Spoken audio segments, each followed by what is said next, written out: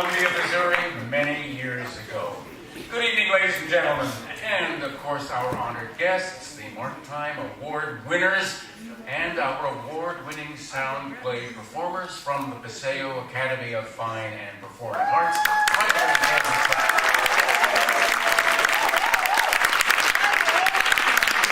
If you don't know me by now, I'm David Osmond.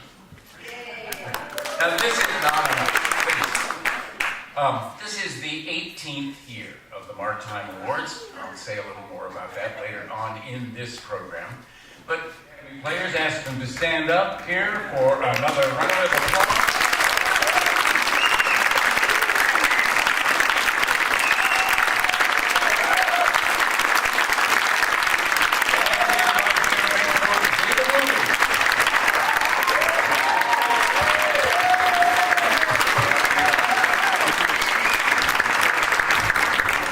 Probably thought we would never get to the Mark Time Awards, but it is my great honor to award the first one and the newest Mark Time Award, the Gold Runyon for Youth Production, presented to the Paseo Academy of Fine and Performing Arts. David Luby accepting the award on behalf of the school and the students.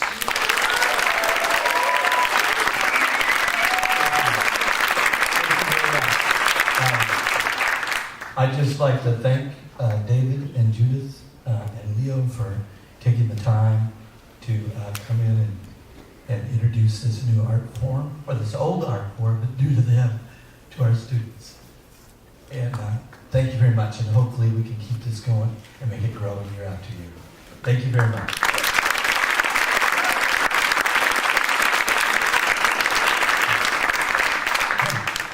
This was the Runyon Award. I have to give you a note on the origin of the Runyon Award. Many years ago, I read my first radio play. It featured a young boy, and it was written by the great radio dramatist Norman Corwin, who already has a major Lifetime Achievement Award named for him to be given here on Sunday morning. Corwin's play was called The Odyssey of Runyon Jones, and so we have named our youth prize the Runyon. The image, like all of our award images, was created by William Stout. Now, why is the Runyon image this sweet puppy dog? Because Runyon Jones goes searching for his lost dog in Corwin's story. His dog's name is Pootsie. Now, we couldn't very well present these lovely kids a Pootsie. So, the Runyon it is. Congratulations.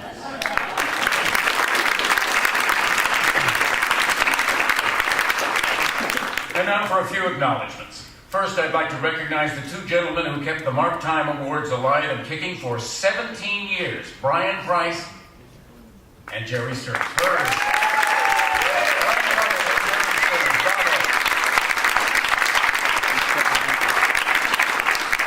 And now our panel of judges, which was expanded this year to include, besides Price and Stearns, we were honored to include the noted horror writer, Mort Castle, the original Nick Danger, Phil Austin, the original Betty Jo Bielowski, well, everybody knew him as Nancy, Phil Proctor, and his actress wife, Belinda Peterson, longtime awards producer Chris Markman, who's now at Harvard University, technical producer extraordinaire Skip Peasy, and finally, two old friends and colleagues for 35 years now, actor, producer, and Kentucky Colonel Richard Fish. Stand up and take a bow, Richard. And another bow for one of our greatest contemporary audio dramatists. We're so happy to have him here, Tom Lopez.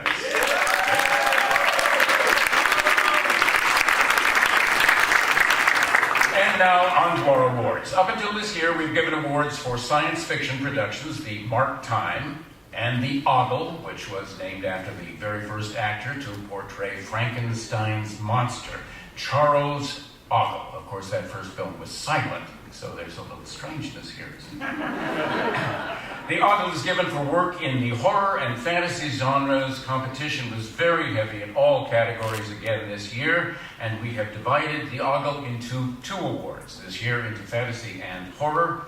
The gold Mark Time goes to the future Ogle, the gold Ogle, I should say, goes to the future. Thank you. The Mark Time. That's right.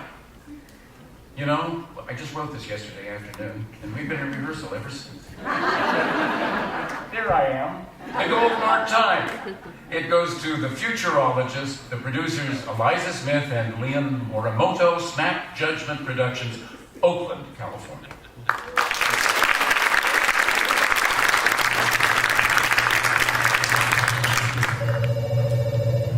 Futurology Inc., please hold. It's my 657th day at Futurology Inc. It's the future. It's been the future for a while. Today I'll sit in my cubicle and stare at my computer as some arbitrary neuron far in the recesses of my gray matter triggers visions upon visions. It's like going down a sucking spiral, ears plugged up, feeling like a big pillow stuffed over my face. Then finally, that humdrum future moment.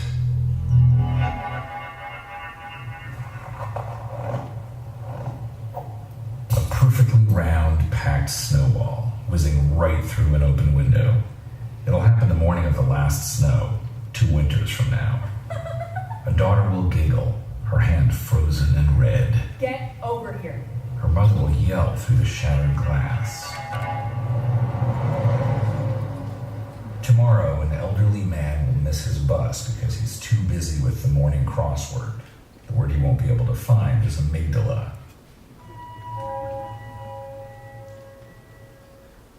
The futurologist, the Gold Mark time.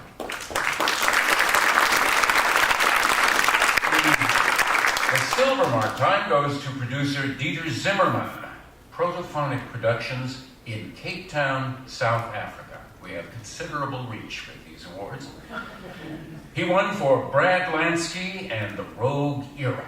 And there were finalist awards, and they went to Voyager Found, produced by Jonathan Mitchell, and To the Manor Born by Robots, produced by John Eder of Los Angeles. And now, the Ogle. Oh, it's scary. We're presenting 2 Gold Ogle Awards this year, one in the horror category, as I said, and one for fantasy. The Gold Ogle for horror, judges awarded to Jonathan Mitchell of New York for Sylvia's Blood. Here's a clip. So you didn't bring any metal, right? What happens if I have metal? You just can't have it. I had it one time, and you just can't. If what? You just can't have metal. Okay, so something's really gonna happen tonight with your blood. It feels really good, and I feel like I belong. Don't I make you feel like you belong? That's why I want you to know about this. I want you to see it.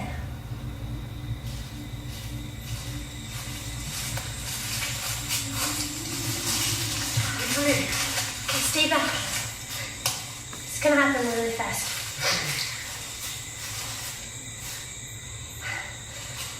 Are you ready? Okay. And she opens the vial of blood and pours the blood onto the ground.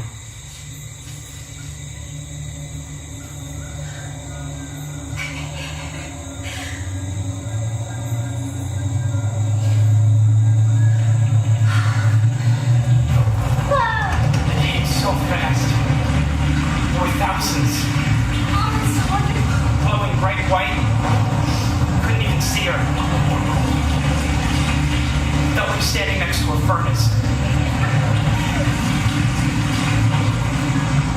They were feeding off of her blood.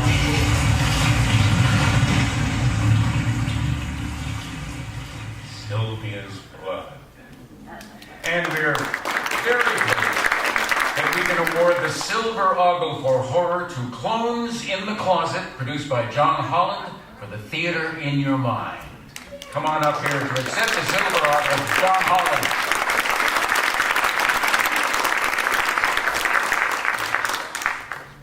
And we do have clip, don't we? Let's play the clip. Sounds good. Oh, sure. Hi, everyone. This is our first time doing the awards, so, come back next year. We'll have it down. We don't have to use use the actual word. I don't understand. I have never heard her use that kind of language. Was this boy bothering her, aggravating her? She wouldn't say something like that for no reason. He just wanted to see what she was coloring. But she likes to show people her pictures.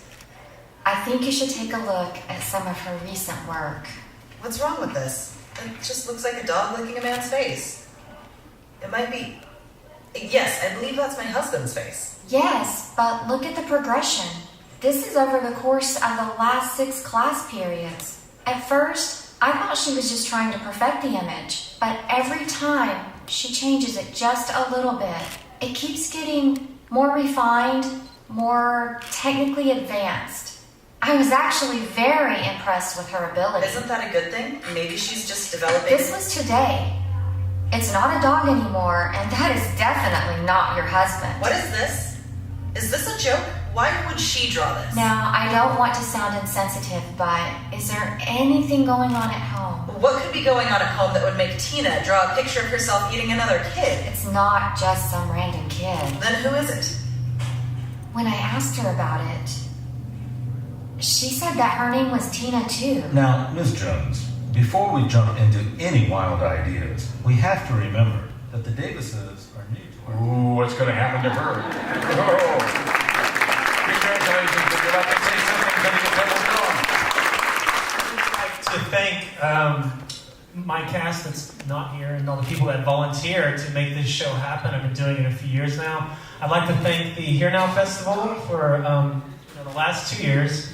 I was the featured artist last year, I'm a featured artist this year, and I'd like to thank the Runyon Awards for this award. Thank you. John Holland, thank you. Now we'll move on to the Ogle for Fantasy. First, I'm going to announce the Silver Ogle, which was awarded to Jonathan Mitchell for Naughty or Nice. Here's a clip.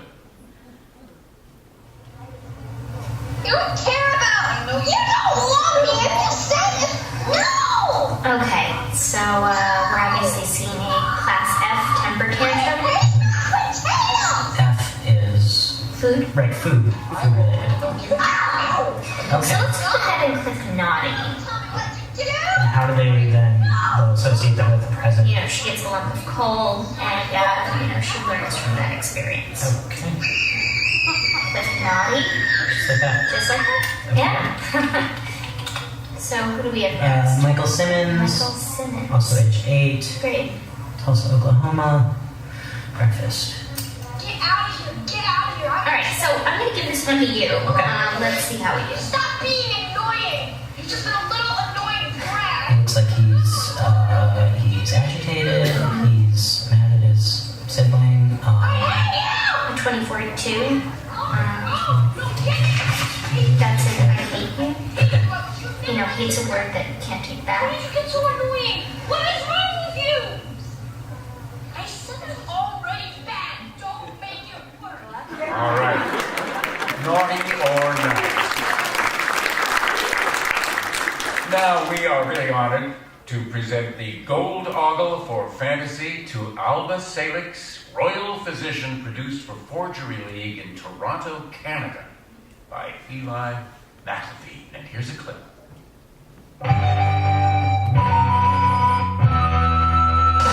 Get him up on the table. You're gonna be okay. Alba's on the case. Magnus, be more careful. Well, his head is huge. Holly, hook him up to the monitors, please. On it. What we got, Doc? Patient is male, mid-50s, reported a headache this morning and noticed the swelling later, along with dizziness and blurred vision. Hey, how come you didn't use the tinky machine when you were healing me?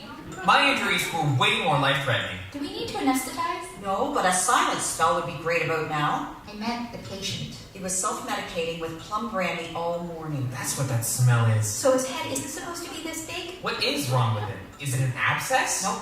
See that? That's bone. His actual cranium is enlarged. And getting larger. Oh, that's easy. He's pregnant. Humans don't give birth through their foreheads, Holly. Well, excuse me. See, this is why I have a problem with fairies doing medicine on people. Fairies are people, monkey boy. Focus, please. His pulse is strong and fast. So clearly his humors are out of balance, with an excess of blood in Actually, the scroll says his humors are fine. Nothing out of balance at all. What? That can't be right. I say we lance the swelling. You always want to lance things and cut things open. Only because it gets results. What's it? And here to accept the gold ogle is the producer, Eli McElveen.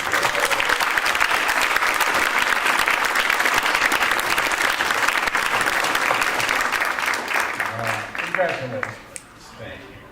That's right. Thank you so much for coming down and joining us here. Please feel free to say anything you want. Ogle. Well, thank you.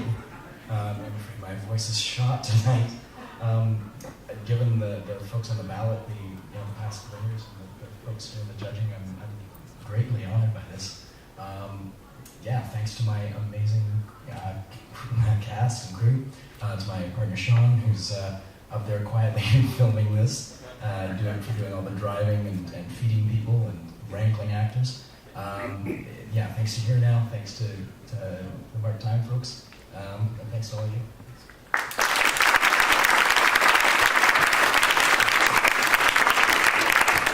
There were 2 additional Ogle finalists, A Prophet's Guide, produced by Matthew Boudreau, Oral Stage Studios in Buffalo, New York, and A Journey with Strange Bedfellows, produced by Forrest Rose and Final Room Productions of Monument, Colorado. Let's just play a clip of Journey with Strange Bedfellows. Faith was therefore special to her. When she feared faith might end as she had, alone, loveless.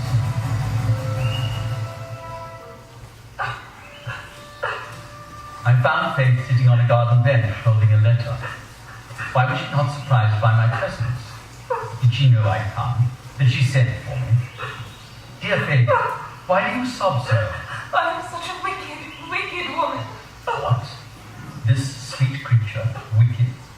Did the rumors have legs? Perhaps it wasn't old Guidon who had a malicious leaning. After all, Faith assisted old Guidon with his tinkerings. Sweet, sweet angel, why do you say this? I am far from sweet, dear Hunter. I have been very wicked, and that is the reason I sequestered myself here. No one must ever know, or I will be banished to perish in the murderous alleyways. What could you have done that is so wicked? I am so ashamed. I shall never tell. Never. Secrets. We fade on the crying always, don't we? Crying and laughter. And here to accept the finalist certificate is Jan C. Jones, the executive producer of this movie.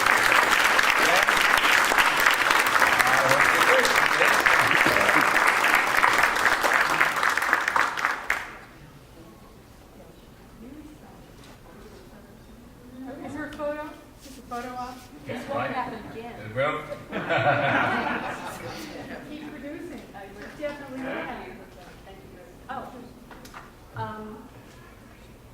Thank you very much. Is it on? I don't hear myself. Thank you so much to the HEARNow Festival, the Mark Time Awards, and all those individuals that put all this together, because I know it's a lot of work and a lot of detail.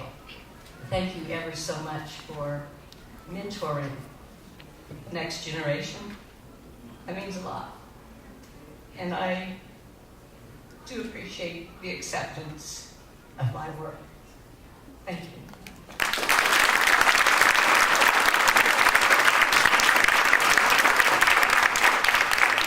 Well, as we move on to Nick Danger, the competition for the Gold Nick Danger Prize was heavy, and it went down to the wire, with Nick Danger himself providing the deciding vote.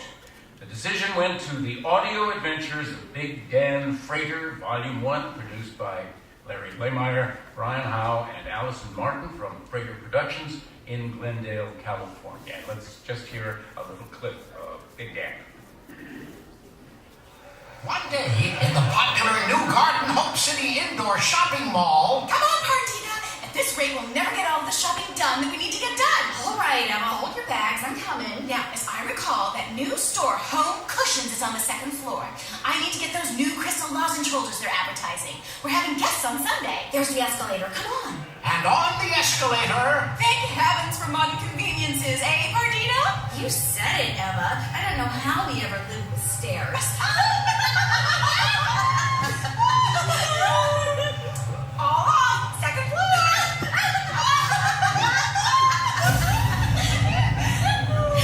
Okay. Now, what was that? Wait, what were we doing? I don't know. I knew we were here for a reason. Oh, good Lord, Martina! What's happening to us? I don't know. Yeah, we don't know, but we will. Now, what? I know I'm in trouble. She calls me Mr. Her husband. Yes, and what is this phone call?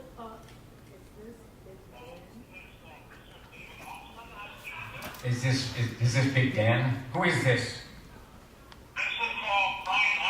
Brian Howe, the producer.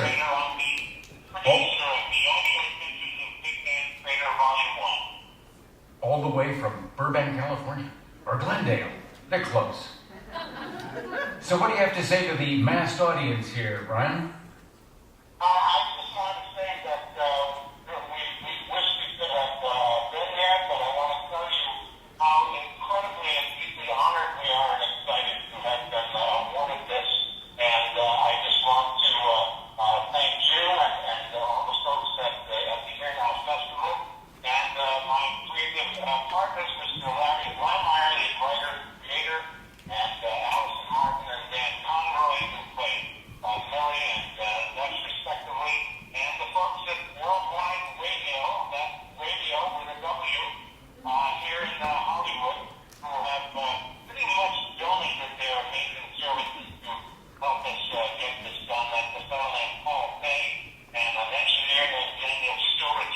And what started out as a project just to kind of see if we could do this has turned into a very successful effort. And we've done pretty well on iTunes and Amazon, and we got your attention, and I can't emphasize enough how excited and honored we are. And thanks very, very much to me.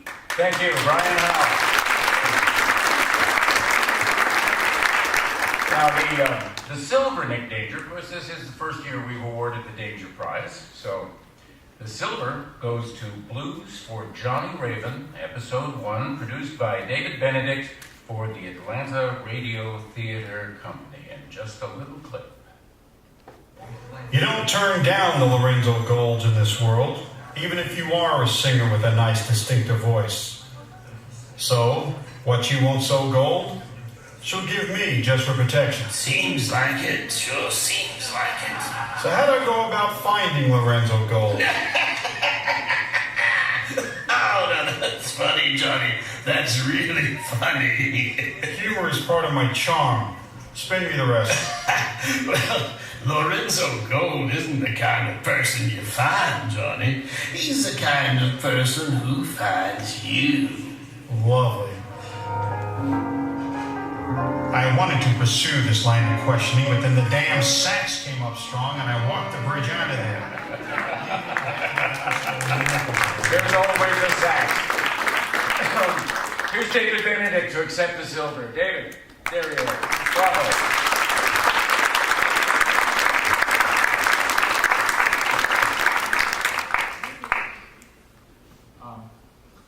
I just wanted to thank everyone who listens to audio drama, because without the listeners, there is no audio drama to make.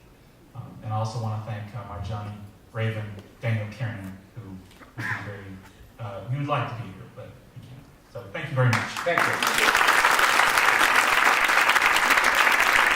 Well, almost finally, but not quite finally, the Betty Jo Awards for Performance. Yes, there's Betty Jo, right.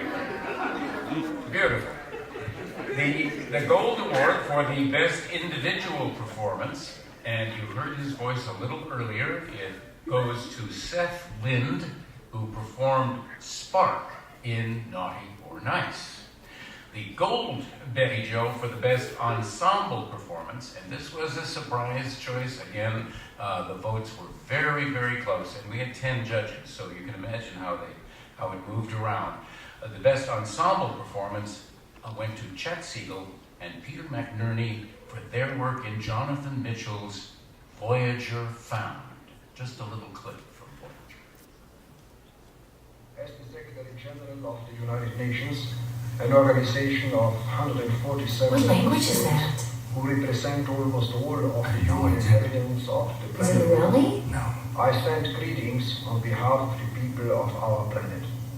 Well, I don't know what to say. Our solar It's only a system person. into the universe, seeking only peace and Maybe it's fast to me. No, not even close. This is the only language I have ever all its inhabitants are but a small part of this immense universe that surrounds us, and it is with humility and hope that we take this step. You're close. Oitis poteste haerete.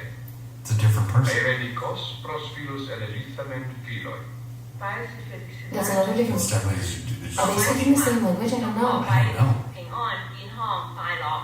I don't know what's happening. I don't understand what's happening. It's all different languages. Who do you think made this? This isn't a hoax? We're getting a message from a large group of people. What would they have to say to us? Hello? Who says hello by dropping something connected to a big engine on somebody's lawn? As you can see, aliens have finally found the Voyager recording in that performance. All right, and this year we honor the late Peter Bergman, our friend and colleague for nearly 50 years with Fireside Theater, with a prize named for his famous character, Lieutenant Alvin Bradshaw, the original Nick Danger's menace, Bradshaw. The Bradshaw we award to an individual for his or her service to the field of audio theater, and here to present the Bradshaw is one of our favorite stage, television, and radio actors, Gary Sandy. Gary?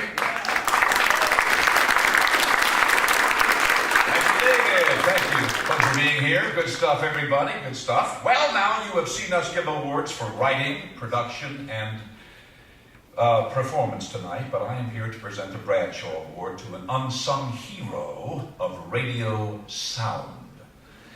I've had the pleasure of working with this gentleman in Indiana, Kentucky, and Florida. He traveled to Whidbey Island, Washington to premiere the 3D surround sound production of Agatha Christie's BBC Murders. His precision, deft manipulation, and inventive manufacture of hundreds of cues from doors and footsteps, teacups and gunshots, doorbells, telephone rings, both British and American, to head bashes, body falls, and deadly cups of coffee have earned him the praise of every writer and producer he has worked with. The Bradshaw for service to the field of radio theater goes to Mr. Tony Brewer.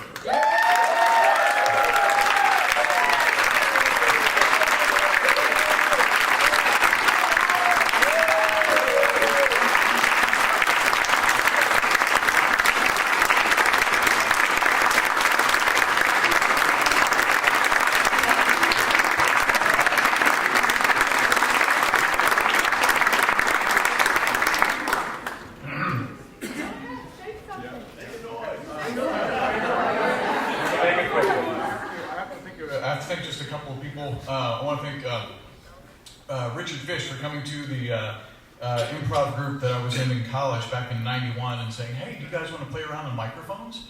And I want to thank Sue for inviting me in 2001 to be Jerry Stern's assistant sound effects director at the very first National Audio Theater Festival. And I want to thank David and Judith for taking a chance with me in 2008 and inviting me to Kentucky to work with Gary and do 8 plays, 10 days, 34 shows.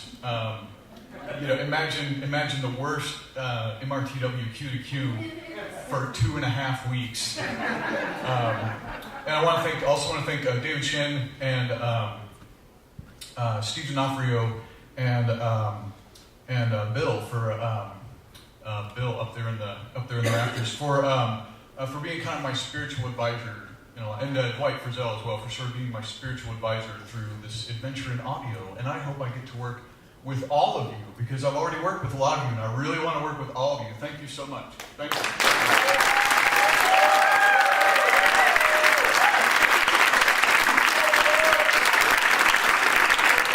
Well, as they used to say in old-time radio, we're a little late, folks. But before we leave you... That's a great cue. We're a little late. You were a little late, that's right. So what we need here is a timekeeper. I guess we do need a A timekeeper. mark time. A mark timekeeper. What a very good idea. Well, I'll let you get on the Let me mic. see. Who is marking time? Well, this is a big deal here, right? We all come, we congregate, we get together. It's very hard to organize something like this. Do you know how hard it is to organize something like this? I'll tell you. Ask Sue Zizza, because she's the mark timekeeper.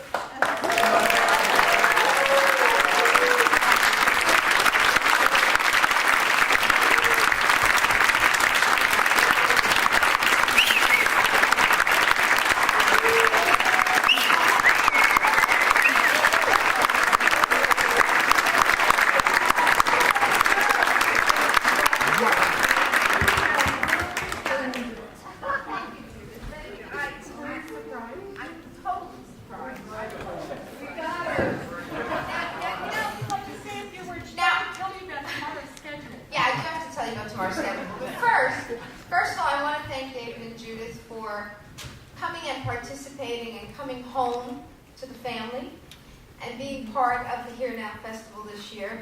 When I heard that their situation had changed, I called Brian and I said, what can we do? So Brian, thank you. Thank Jerry. I want to thank Charlie Potter, who picked up the phone one day and called me and said, why don't you try and keep playing with us after Steve D'Onofrio invited me the first time. I don't think there's anybody here in the room I shouldn't thank, so I'm just going to say thank you to you all. And I want to thank David Shin, who puts up with all that organizing. And my bastard son Butch up there, who's been following me around since MRTW days. So thank you all, Tommy and Ellen and Robin and Barbara and all of you for coming and playing. This does mean a lot to me because our art form is not honored the way it should be. I'm sorry. It's not honored the way it should be. And it's been my mission to try and change that. And so seeing this happening here means that we're moving towards that. And now I want you all to take this on. This is not my mission, this is our mission. Okay? So thank you again. Thank you all. Thank you, David.